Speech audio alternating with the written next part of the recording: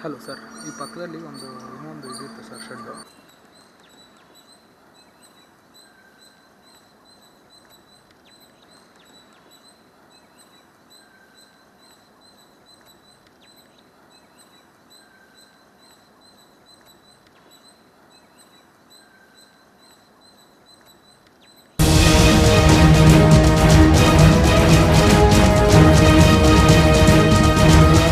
Exclusive.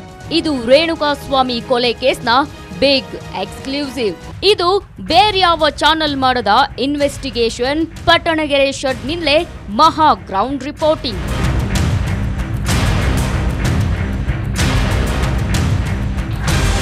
Renukaswamy ಹತ್ಯೆಯಾದ Pattanagere ಶೆಡ್ಗೆ ನಿಮ್ಮ republic Kannada entry ಕೊಟ್ಟಿದೆ. ಹತ್ಯೆಯಾದ ಜಾಗದಿಂದಲೇ D ಕ್ರೌರ್ಯವನ್ನ ಇಂಚಿಂಚು ಬಯಲು ಮಾಡುತ್ತಿದೆ.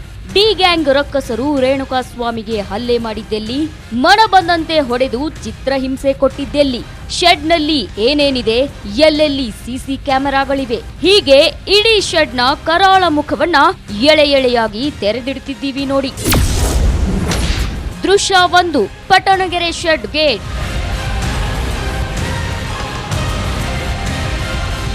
ನೀವೀಗ ನೋಡ್ತಿರೋ ದೃಶ್ಯ ಪಟ್ಟಣಗೆರೆ ಶೆಡ್ನ ಮುಖ್ಯ ದ್ವಾರ.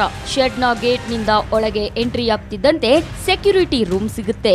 ಗೇಟ್ ಪಕ್ಕದಲ್ಲೇ ಸೆಕ್ಯೂರಿಟಿ ಕೂರೋ ಜಾಗ ಇದೆ. ದೃಶ್ಯ 2, 5 ಎಕರೆಯ ಓಪನ್ ಶೆಡ್.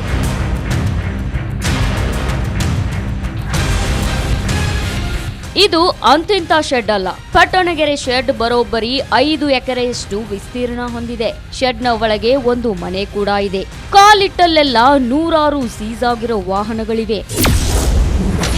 ದೃಶ್ಯ 3, ಶೆಡ್ನಲ್ಲಿ 10ಕ್ಕೂ ಹೆಚ್ಚು ಸಿಸಿ ಕ್ಯಾಮೆರಾ.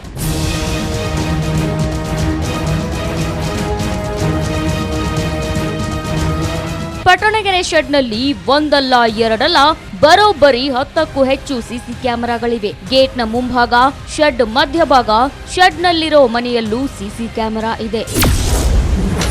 ದೃಶ್ಯ 4, ರೇಣುಕಾಸ್ವಾಮಿಗೆ ಮನ ಬಂದಂತೆ ಹಲ್ಲೆ.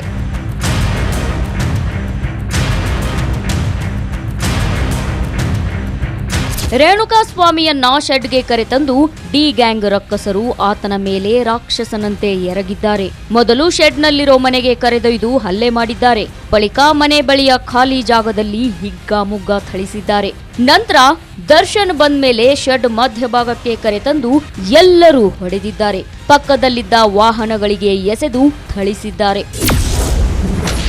ದೃಶ್ಯ 5, ರೇಣುಕಾಸ್ವಾಮಿಗೆ ಕರೆಂಟ್ ಶಾಕ್.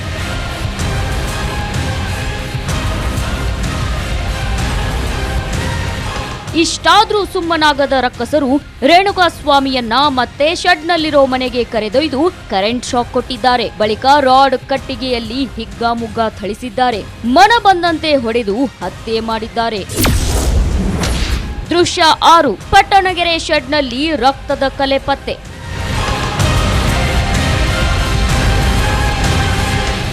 ಪೊಲೀಸರ ತನಿಖೆ ವೇಳೆ ಪಟ್ಟಣಗೆರೆ ಶೆಡ್ನಲ್ಲಿ ರಕ್ತದ ಕಲೆ, ಕೂದಲು ಪತ್ತೆಯಾಗಿದೆ. ಇದೇ ಪಟ್ಟಣಗೆರೆ ಶೆಡ್ ರೌಡಿಗಳ ಅಡ್ಡೆಯಾಗಿತ್ತಾ ಅನ್ನೋ ಅನುಮಾನ ಹುಟ್ಟಿದೆ. ಹಿಂದೆಯೂ ಈ ರೀತಿಯ ಕೃತ್ಯ ನಡೆದಿತ್ತಾ ಅನ್ನೋ ಪ್ರಶ್ನೆ ಉದ್ಭವಿಸಿರೋದಂತೂ ಸುಳ್ಳಲ್ಲ. Bureau report.